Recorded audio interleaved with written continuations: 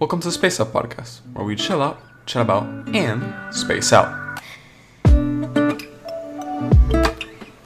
I'm your host, Luca, a.k.a. LucaTony, and today we're going to be talking about the biggest news in gaming that's happened in a long time, and that is Microsoft making the most expensive acquisition in gaming history.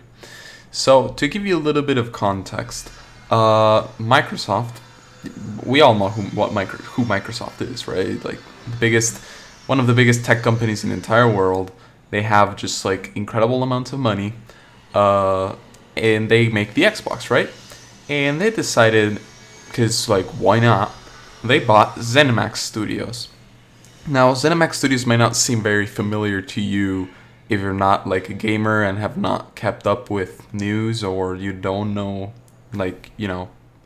gaming companies. But basically, ZeniMax Studios is almost like the umbrella company of Bethesda. Who is Bethesda? Well, Bethesda is the company that made Skyrim, that made the Fallout games, that is making tons of like really high AAA games, and they've been like a staple of the gaming industry for decades at this point. And they bought ZeniMax, and therefore Bethesda and all of their subsidiaries and all of that, for $7.5 billion. Just to put that into perspective, not only is it the biggest core gaming acquisition and the second biggest gaming acquisition, only second to EA buying the company that made Candy Crush. But I think it was something like Disney bought Star Wars for $4 billion. Microsoft bought ZeniMax Studios for $7.5 billion. Like, this acquisition is on the levels of, industry giants of movie theaters and all that type of stuff. Like, this is big news. And it happened so casually on like Monday this week, and it was just like, oh yeah, we just became a first party studio. A first party studio, just in case you don't know, it's like a developer for a company that so first party, you can think of it as like actually like like how you would think social groups or so stuff like that. First party is the people that are right next to you. Second party is like sort of out there, but they're still related to you. And third party is you don't know them that well, right? So in the gaming industry, a first party studio is someone that is owned by the company that produces the hardware. In this case, Microsoft, Sony, or Nintendo, right? Second party is someone that works alongside that company, but can also publish those games in other platforms. And third party is just completely independent developers, like EA, Activision, those types. But basically what happened is Bethesda went from a third party studio to a first party studio, and although they still have to complete contractual obligations to release games on PS5 and Nintendo Switch and PC and all of that, for the games that they already announced, there will be future games which might be Xbox and Microsoft exclusive. You might not be able to play the next big Elder Scrolls game, or you might not be able to play the next Fallout game, just like because I think that because Microsoft is being extremely pro-consumer about it, they might take the high road here, but we never know. Like, it would be kind of a waste to have bought a company for $7.5 billion and not profit off of it by making those products only available in your platform. And before this happened, everyone had a consensus that, Sony had won the console wars this generation, because every Microsoft first party was not worth the price of admission, because Halo looked really bad. Gears of War, is alright, I guess, but, that's the only good thing going for them. Forza's good, but you can buy that on PC. There was just everything that you could get from Xbox, you could have gotten it in PC, and most of the stuff you could get from Xbox wasn't even worth getting it, because it wasn't all that great. It wasn't just... And Sony had their exclusives like Spider-Man and God of War, which are, soul-crushingly good. And but now the water's a little muddier, because if they just keep buying stuff, like Microsoft has the money to do so, they could just, sort of force their way out of the hole they dug themselves into. Microsoft kind of fucked themselves over last generation, and now it feels, it's very funny because it's kind of like they realized, oh wow, wait, we're Microsoft, we're $1 trillion company, let's just pay our way out of here. And like Sony doesn't stand a chance, because Sony I think I saw like an infographic from like a streamer that was talking about it, that was basically like, Sony makes in a year, or no, Sony is worth what Microsoft makes in a year.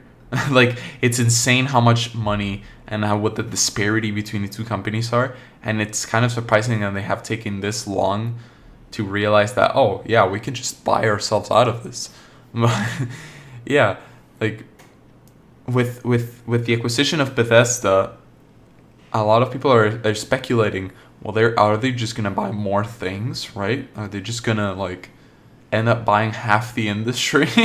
And to be honest, I feel like for Microsoft, it's the correct step moving forward, because they have so much cash that they can just throw at anyone and make, like, fund any game possible, right?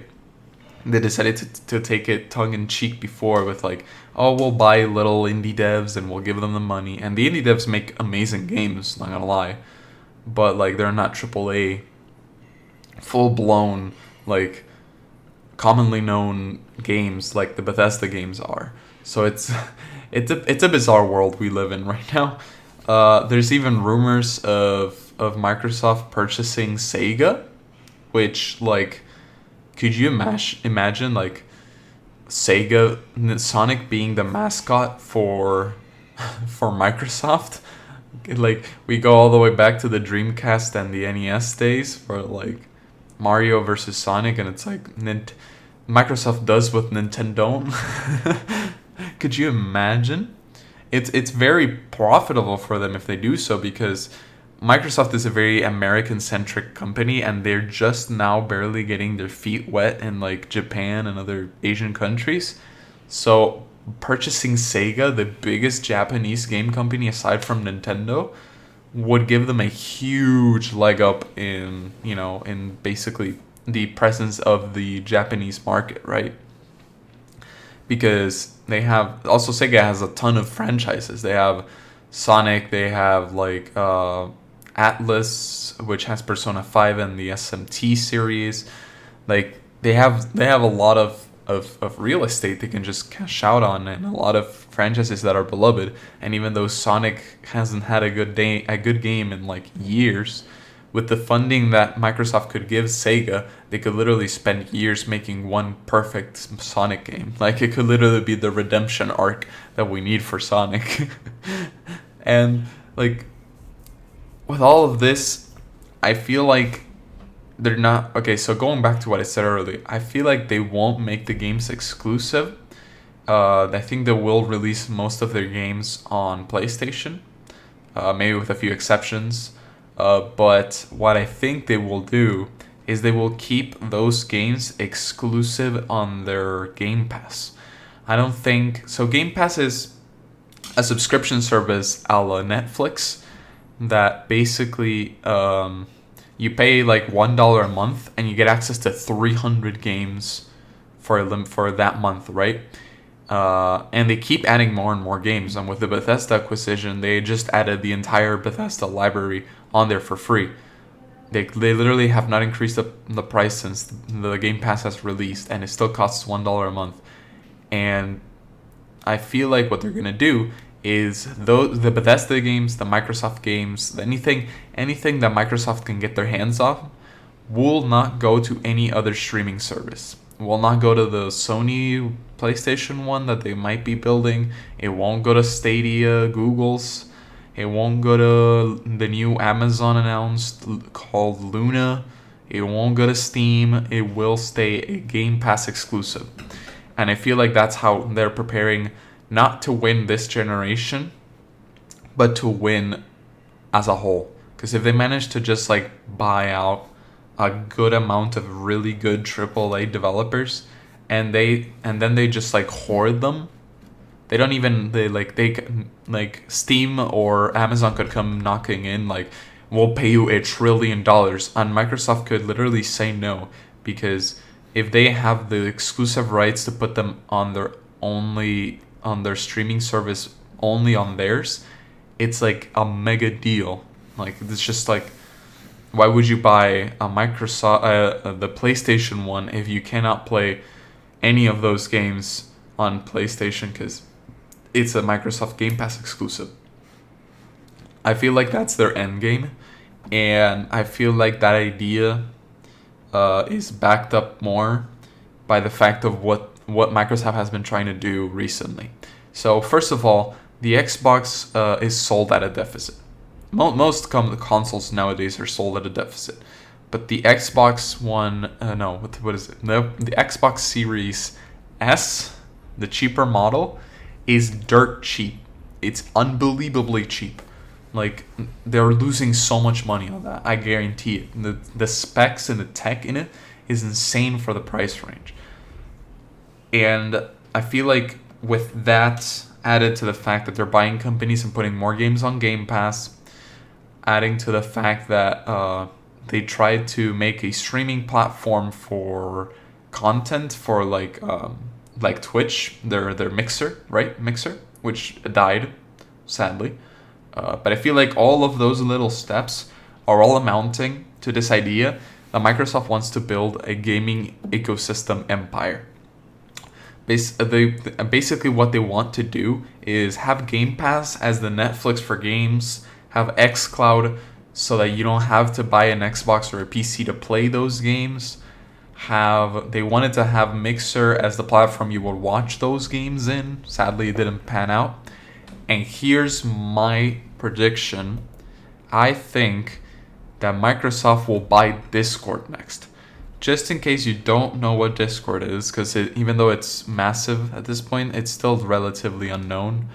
Discord started as a platform for gamers to talk. Basically, it's like, you know how in Messenger you can create group messages?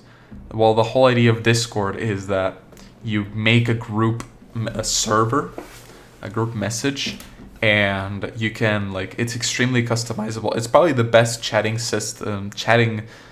app I've ever used because of the sheer amount of features, the sheer amount of customization options. Like, you can create roles and apply those roles with specific abilities to do things. Like, I can make a timeout role, right? So if someone in my Discord server is being extremely rude, I can apply the timeout role, which will automatically mute them whenever they try to join a voice call, and it won't let them. It will only let them type once every 10 minutes, and will remove certain chat boxes for them. Like, the sheer amount of customization in Discord is insane, and it's just amazing, and you don't even have to pay for anything. Like, it's all free. It's just wild. And I feel like the next step for Microsoft to finally get a grip and get the ecosystem fully built is buying Discord and have it to talk on console. Because right now, both consoles, PS5 and Xbox One X, run on the Xbox Live and the PSN infrastructures, which are garbage for messaging and voice call. They're garbage. But if they could buy Discord and integrate the Discord API directly into Xbox, it would be insane. Because also Discord has a feature that if you are playing a game and you want to invite people, you can literally just click 2 buttons and it'll make a little join button for the lobby you're playing in. So if you're playing Among Us, for example, and you put the little join button, whenever someone presses to join in the Discord server, it'll automatically enter into the lobby. Same thing with Valorant, same with CSGO. And I feel like what would be really good is if they buy Discord and they make that available for Xbox games as well. So let's say I play on PC and my friend plays on Xbox.